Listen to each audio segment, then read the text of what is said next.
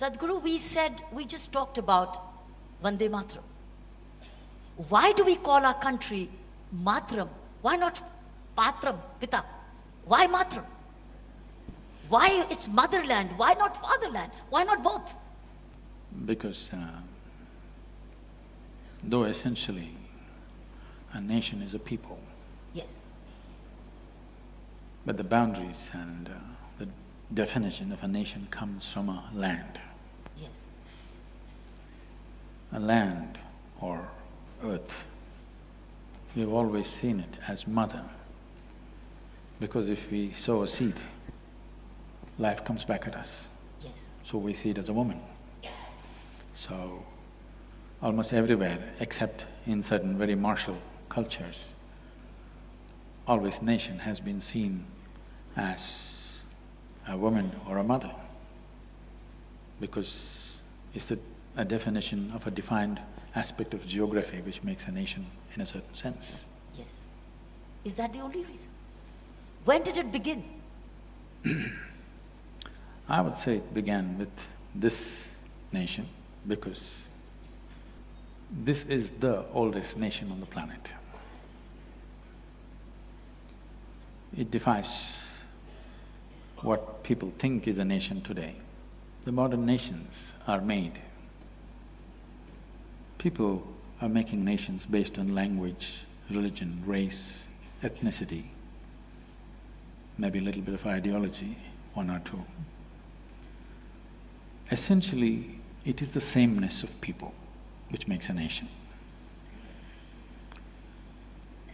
But we, as we have known this nation for over 8,000–10,000 years as Bharatvarsh, we have never defiled ourselves with sameness. If you drive 50 kilometers, people look different, wear differently, eat differently, speak different languages, everything is different. So what makes this one nation? When the Europeans came here, they went about saying, this country that we have heard about, it doesn't exist. Because there's nothing binding this, how can they say this is a nation? But for over 8–10,000 years, within this subcontinent and also in the remaining part of the known world of those days, everywhere people refer to this as one nation, though at some points we were over 200 political entities. Yes. So what is it that makes this nation? Yes. This is something the leadership in this country and the people of this country must really look at. It is not language, it's not religion, it's not race, because this nationhood predates all religion. When there was no religion, there was this nation. We call this Hindustan. It did not mean representing a particular group of people who belong to a certain religion, it was only a geographical description. The land between Himalayas and the Indus Sarovar is Hindustan. It does not represent a particular religion. We never had a religion, we still don't have, we're struggling to compete with others, but we still don't have. Because this is not a religious identity, this is a geographical and cultural identity. But what kept us together for so long? No nation on the planet has stayed together for so long. It is essentially, if you look at it, we have always been a land of seekers versus people be… When we look for sameness, we try to become land of believers. People believe in one thing, so they come together. Here, we've been always a land of seekers, seekers of truth and liberation. In this seeking, we found oneness, because this seeking is not something that you invented, this is the nature of human intelligence. The nature of human intelligence will naturally want to know, realize and liberate itself. So this nation was built on that fundamental… You cannot even say it's built. At the same time, it's been managed on that fundamental that you are seekers. When you are a seeker, you're not aligned to any one particular thing. It is just that you're aligned to the life process within you, and that never goes wrong. Always, every life, it doesn't matter how badly you contaminate them with belief systems, with, brainwashing and whatever you do, Still, an individual, once his survival is taken care of, he seeks to know. He wants to know what is the nature of his existence, what is everything around him. Whether you call it science or spiritual process or inquiry or quest, it doesn't matter what you call it. Essentially, human intelligence wants to know, wants to transcend its present limitations, wants to liberate itself from the fetters in which we're existing right now. So we built a nation on this longing, this seeking, and it cannot be destroyed as long as we keep this seeking alive. If we do not transform ourselves towards sameness, we will always be one. If you try to transform yourself towards belief and sameness, we will not be one. Then was that Bharata? Yes. Is India different? Has India changed and changed the Bharata? Was that Bharata? Bharat. Bharat. Bharat means Bharata. Bhava means sensation. Because your whole experience of life is sensory right now. What you see, what you hear, what you smell, what you taste, what you touch are different types of sensations. So sensation is the basis of your experience right now. This is the fundamental of your experience. Bha means sensation, out of which comes emotion. Right. Ra means raga, or the tune. The tune is not yours. The existence has already set the tune. You cannot set the tune. Now you have to just find the rhythm, which is the thala. If you find the right rhythm, you are a fantastic human being. If you miss the rhythm, you're crushed by the process of life. So we called this nation Bharata, and the first, or not necessarily the first, one of the great kings of the past was Bharata. People say the country is named after him. No, he is named after the country. There are so many Bharats and Bharatis in this country. Their country is not named after them. They are named after this nationhood. Did we make a mistake then in converting our name from Bharat to India? A serious mistake, because you need to understand this. Whenever somebody occupies a nation, any conquering forces, when they take over certain nations, first thing they will do is they'll change your name. This is the technology of dominance. This is the technology of enslaving. You must see, if you look at the African-American history, when African people were brought in, the first thing is, at the port, their names were changed. Whatever they had African names, they were taken away and some silly names will be given. That's what has been done to us. Thiruvananthapuram is Trivandrum, okay?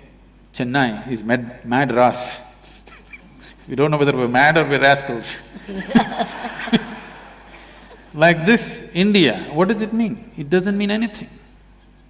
So if I give you a meaningless name, you will become a meaningless, stupid person in front of me, because I have a meaningful name, I have a tradition, I have a culture, you have nothing.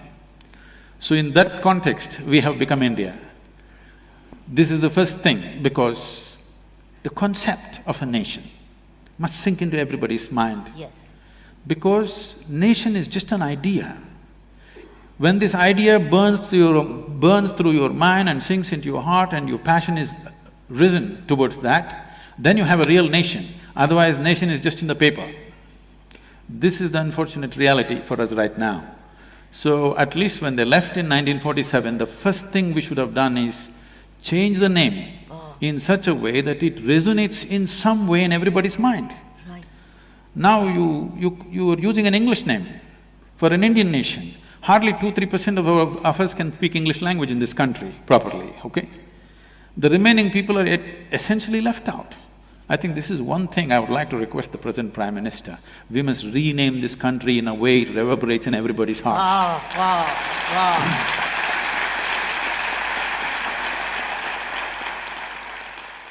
I know a whole lot of intellectual crowd will say, what is in a name? Yes.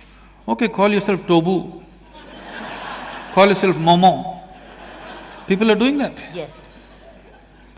I'm not saying… I'm not against anything. All I'm saying is, when you utter your name, you must understand there is sound.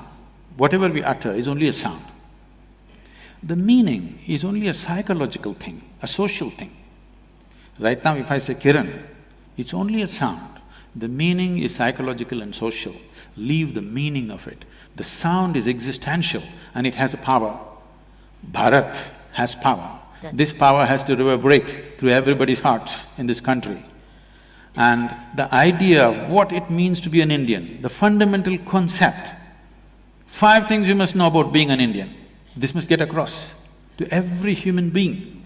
Because if every human being who lives in this country, if his aspirations are not the same as the national aspiration, then you don't have a nation, you just have names. It is not just that the name will do everything. Name has to inspire passion in people for the nation. Yes. Right now, they have only hormonal passions going, there's no passion for the nation. Yes. Okay? Yes. So that is why what is happening to the woman is happening. Yes. So, it is not that a name is a solution for everything, but nationhood. Why nationhood is important is, why can't we think about the whole world? We can. But nationhood is the largest piece of humanity that you can be committed to right now. That's why a nation is important. When we say you are committed to this nation and its well-being, that means at least if not 7.2 billion people, at least you're committed to 1.25 billion people, which is a great step from being committed to your own personal well-being. Yes. So in that sense, nation is important. As a spiritual being, for me, I'm not a nationalistic person that way. I would like to look at every human being and every creature on this planet the same way, that's how I am.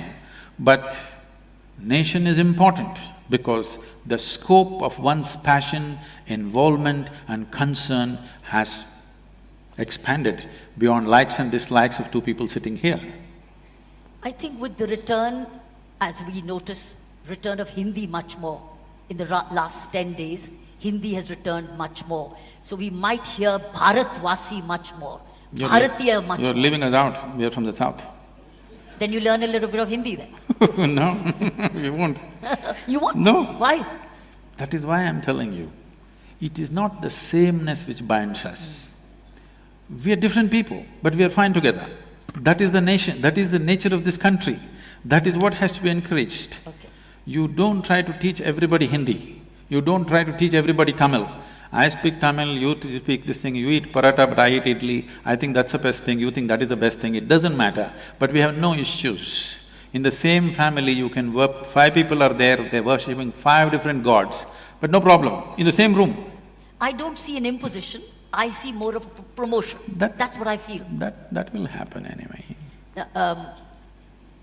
We are in a cusp, where we are in a position today, we've got a decisive mandate. I'm not being political, but that's a political reality today. We have a decisive mandate today. Where does this mandate begin from? And where do we all fall in? Where do we fall in place? Because this is being webcasted and millions of people are watching you all over the world as Indians. I think we've got 2 responsibilities. One is a people's responsibility, I have the others decided is a leader's. from now on I will not use the word Indian.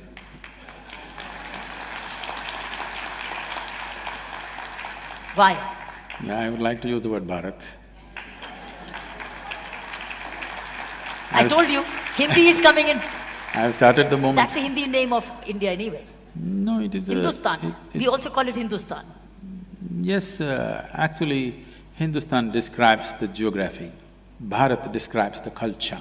Right. I think a time has come Very nice. where our identity has to be cultural, because culture is inclusive. This is something we must understand. When his 7 sages, who are now considered the celebrated Saptarishis of this country, you must understand this first of all. The greatness of this nation is in pursuit and accomplishment of spiritual dimensions. It is this spiritual thread which is holding the country together, this longing to know. If you hack it, then you cannot maintain the sovereignty of this country, believe me. Is it religion? It is not religion. No? No, I'm telling you, the nationhood, what we call as Bharat, predates all religion. So when Adi Yogi was asked by the 7 sages, how many ways can we attain? He said, if you use your physical body as a foundation, there are 112 ways of realizing the divine. But if you transcend the physical body, then as many atoms there are in the universe, that many doorways are there. Do you call this a religion? No. Religion means that you believe this is it. And unfortunately, religious teachings, a whole lot of religious teachings do not believe in nationhood. They do not believe in the fundamental existence of a nation. Now, this is not about going with somebody, for somebody, no. First of all, we must decide, are we a nation? If we are, the idea of a nation should be burnt into everybody's head. How? Where do we begin from? Schooling, of course. With the teachers with no general knowledge? You can train them in a summer. Who trains them? This is what needs determination in the leadership, that's what I'm saying. What is this country? See, I must tell you this. The United States of America, in the 20s particularly, when a whole lot of Italians and others, particularly Italians, a lot of them moving to United States, now they speak their own language, they eat their own food, they're among themselves, they will not mix with the so-called American thing because their culture they think is richer, they're somewhat, like a exuberant population like India at that time, so they won't mix. So the US government did something which is amazing, which today I'm sure a whole lot of intellectuals will brand this as fascist, but they'll all queuing up to go to United States, of course.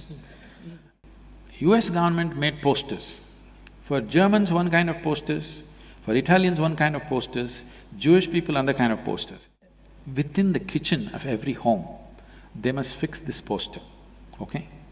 It's a government-released poster. Wow. Where an Italian housewife, how she should serve an American breakfast every day in the morning, how she should be dressed, how the table should be set, what should be for breakfast. For lunch, dinner you can eat Italian, but breakfast should be American. Wow. You understand? I'm saying this may sound fascist, Yes. but it is with this they integrated different ways. I'm saying even something so small as what you're eating for breakfast, the government is looking at it because they're interested in making a nation. Wow. I was amazed. I saw that poster is still with me somewhere. I was amazed to see that somebody went into such elaborateness of putting people together.